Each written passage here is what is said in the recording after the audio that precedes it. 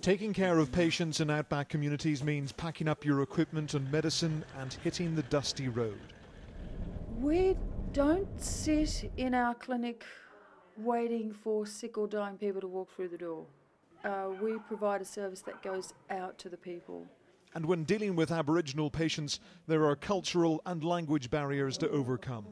When the sun goes down, you should have take one.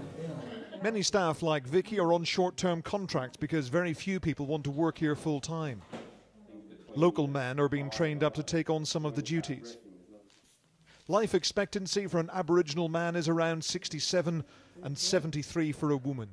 That's a decade less than the rest of the Australian population. But even more shocking is the figure for infant mortality. Aboriginal children are twice as likely to die before their 5th birthday as other Australian kids. The poor conditions in which they grow up are a tough start to life. If you were born here as a kid in a bush camp, and you're going to be pretty tough if you get up to adulthood, you know. You've had a lot more stresses than a kid who's born in a postmodern society. It's also a huge challenge to get them to go to school. During the day, many roam the streets when they should be in a classroom. Community leaders will do their bit to enforce the message, but ultimately it's down to parental discipline. This school is an oasis in the middle of a desert.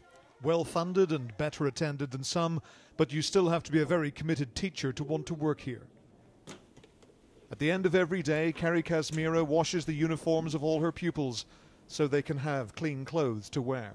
Their academic achievement may still be well behind what we would love them to have for their age, but if they feel like they're part of the mainstream environment that we have here, and they feel like they're gaining the skills to jump between the cultures, we think that's a great success. Lessons are in English, but many Aboriginal leaders say children should be taught partly in their own languages. Rosalie Cunneth-Monks is the elected head of the local council, whose area is bigger than the entire British Isles, but with a population of just 8,000. We want to and will retain our culture, whatever it takes. There needs to be specialised approach to education and to my group of young people here. Maintaining their traditions while trying to integrate into modern Australia, just one of the many challenges facing Aboriginal children. Ian Woods, Sky News, in Australia's Northern Territory.